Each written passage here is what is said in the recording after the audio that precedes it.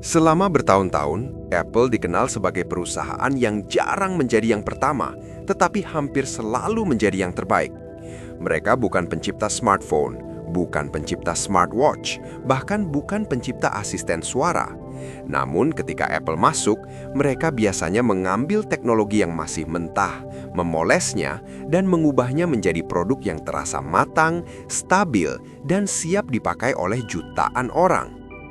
Karena itulah ketika dunia teknologi mulai bergeser ke arah kecerdasan buatan generatif, banyak orang berasumsi bahwa Apple hanya sedang menunggu momen yang tepat, bahwa mereka sedang mengamati, belajar, dan bersiap untuk melompat dengan sesuatu yang jauh lebih baik dari semua yang sudah ada. Tapi sekarang pertanyaannya berubah. Bukan lagi kapan Apple akan masuk ke AI, melainkan apakah Apple sudah tertinggal terlalu jauh. Pada Desember 2023, dua eksekutif penting Apple, Johnny Srouji dan John Ternus, dengan percaya diri menepis anggapan bahwa Apple tertinggal dalam AI. Ketika ditanya langsung tentang hal itu, jawaban mereka sederhana dan tegas. Mereka tidak percaya Apple tertinggal. Saat itu, pernyataan tersebut terdengar meyakinkan, setidaknya dari luar. Namun, jika kita melompat ke hari ini, gambaran yang muncul terlihat sangat berbeda. Siri, produk AI paling ikonik milik Apple, masih terasa seperti teknologi dari era yang berbeda. Sebuah asisten suara yang sering gagal memahami permintaan dasar, tertinggal bertahun-tahun dibandingkan pesaingnya, dan dalam banyak kasus justru terasa menghambat alih-alih membantu. Masalah ini bukan sekadar persepsi pengguna. Pada Maret 2025, Robbie Walker, seorang direktur senior di Apple, secara internal menyebut penundaan Apple Intelligence sebagai sebuah kecelakaan. Ia secara terbuka mengkritik keputusan untuk mempromosikan teknologi AI secara besar-besaran sebelum teknologi itu sendiri benar-benar siap. Fitur-fitur AI yang dijanjikan kepada pelanggan tidak pernah sampai ke tangan pengguna, meskipun sudah dipasarkan sebagai salah satu nilai jual utama iPhone 16, sebuah perangkat yang saat ini bahkan sudah berusia lebih dari 1 tahun. Bagi perusahaan yang sangat menjaga reputasi dan kepercayaan konsumen, ini bukan sekadar kesalahan kecil. Ini adalah sesuatu yang jarang terjadi di Apple. Kemudian muncul laporan dari Bloomberg yang benar-benar mengubah arah diskusi. Menurut laporan tersebut, kekacauan internal di divisi AI Apple sudah mencapai titik di mana perusahaan akhirnya mengambil langkah yang sebelumnya hampir tak terbayangkan. Apple dikabarkan menandatangani kesepakatan dengan Google untuk menggunakan versi khusus dari model AI Gemini guna meningkatkan kemampuan Siri. Nilai kesepakatannya tidak main-main, sekitar $1 miliar per tahun.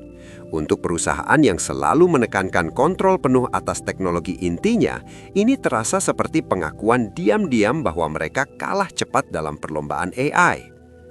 Apple tentu berusaha menjaga citra. Versi Gemini yang digunakan ini disebut akan berjalan di private cloud Apple, bukan langsung di infrastruktur Google, dengan alasan keamanan dan privasi pengguna. Namun, terlepas dari detail teknis tersebut, pesan simbolisnya sangat jelas.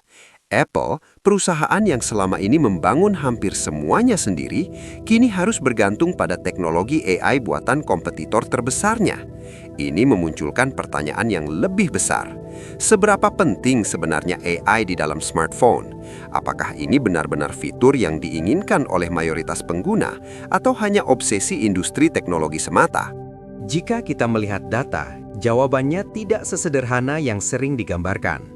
Ketika orang ditanya apa yang paling mereka pertimbangkan saat membeli ponsel baru, jawabannya hampir selalu berkisar pada harga, daya tahan baterai, kualitas kamera, dan performa keseluruhan. Kemampuan AI jarang muncul di urutan teratas. Bahkan survei menunjukkan bahwa hanya sebagian kecil pengguna yang benar-benar mengganti ponsel mereka karena fitur AI. Di Amerika Serikat, hanya sekitar 11% pengguna smartphone yang mengaku tertarik mengganti perangkat karena AI, naik tipis dari tahun sebelumnya. Pada saat yang sama, sekitar 3 dari 10 pengguna justru mengatakan mereka tidak menyukai AI di ponsel mereka dan tidak ingin fitur-fitur tambahan tersebut. Contoh nyata bisa dilihat dari Samsung. Perusahaan ini sangat percaya diri dengan Galaxy AI mereka, sampai-sampai berharap banyak orang akan mengganti ponsel hanya demi fitur AI tersebut. Namun, ketika laporan keuangan dirilis, yang dibicarakan bukan lonjakan penjualan karena AI, melainkan lemahnya pasar dan ketidakpastian ekonomi. Ini menunjukkan bahwa meskipun AI bisa menjadi fitur tambahan yang menarik, setidaknya saat ini AI belum menjadi faktor penentu utama bagi kebanyakan orang. Namun, semua ini tidak berarti bahwa Apple tidak akan mendapatkan manfaat dari Siri yang lebih baik. Sebuah asisten suara yang benar-benar pintar, kontekstual, dan bisa diandalkan jelas akan disambut dengan antusias oleh banyak pengguna. Pertanyaannya kemudian berubah menjadi, jika Apple memiliki sumber daya yang hampir tak terbatas, mengapa mereka gagal membangun hal ini lebih cepat? Mengapa Siri, yang diperkenalkan lebih dari 1 dekade lalu, masih tertinggal jauh dari asisten suara Google? Jika kita membandingkan langsung pengalaman pengguna, perbedaannya terasa mencolok. Ketika diminta untuk membandingkan spesifikasi dua ponsel, Gemini mampu memberikan penjelasan lengkap, terstruktur, dan mudah dipahami. Siri, dalam banyak kasus, hanya mengarahkan pengguna ke hasil pencarian Google. Ketika diminta memutar lagu tertentu, Gemini memahami konteks dan menjalankan perintah dengan benar, sementara Siri seringkali memutar lagu yang salah atau tidak relevan. Ini bukan masalah kecil, ini adalah pengalaman sehari-hari yang secara langsung mempengaruhi persepsi pengguna terhadap kecerdasan sebuah perangkat.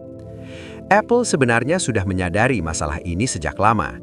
Pada tahun 2024, mereka mengumumkan Apple Intelligence dan versi baru Siri yang digadang-gadang akan jauh lebih pintar. Namun hingga kini, banyak dari janji tersebut belum terwujud. Yang diterima pengguna adalah Siri lama dengan beberapa tambahan yang sebenarnya ditenagai oleh ChatGPT, seperti alat bantu penulisan, pembuatan gambar, dan analisis layar. Dalam prakteknya, Siri sendiri masih belum mampu melakukan banyak hal yang dijanjikan.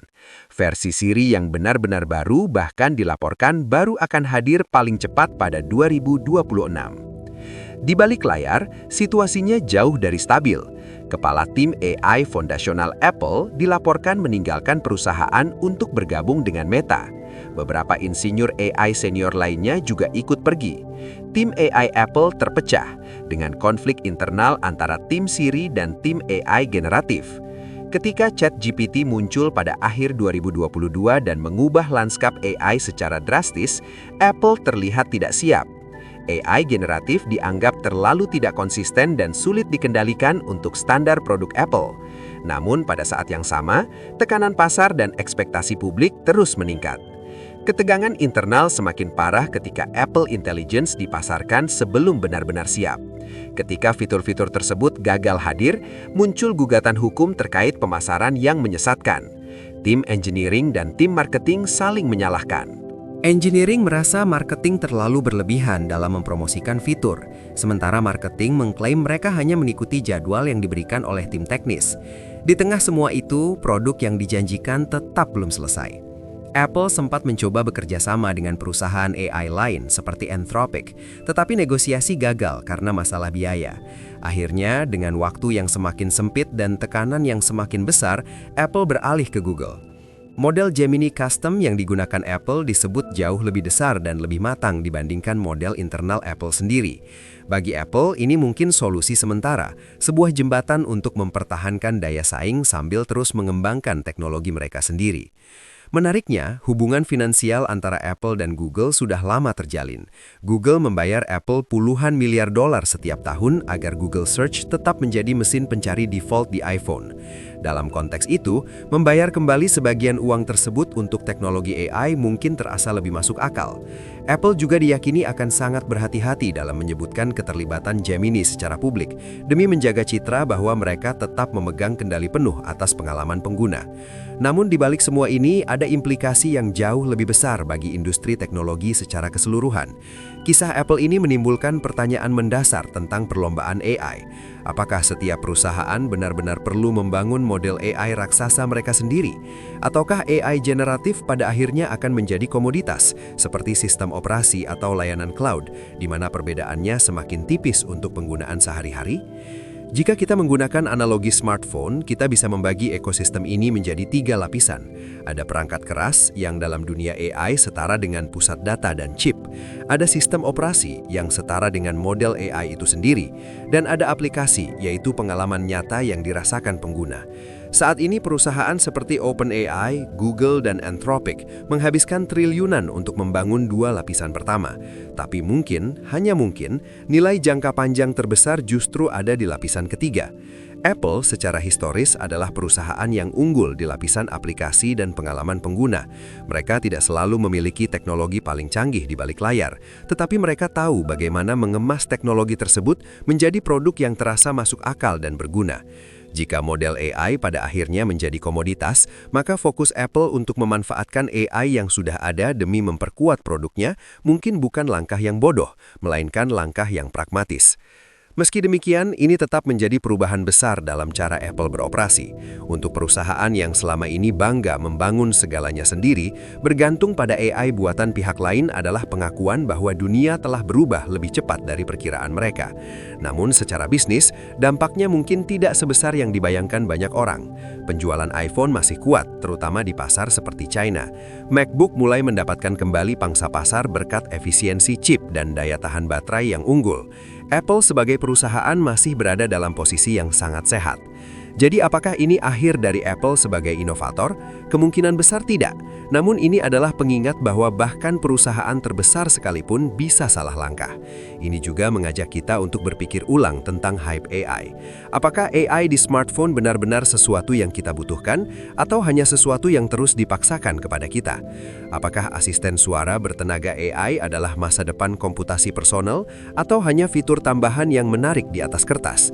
Pada akhirnya, jawaban atas pertanyaan-pertanyaan itu mungkin akan ditentukan oleh pengguna, bukan oleh perusahaan teknologi. Dan mungkin, untuk pertama kalinya dalam waktu yang lama, Apple bukan yang memimpin arah, melainkan yang sedang mencoba mengejar.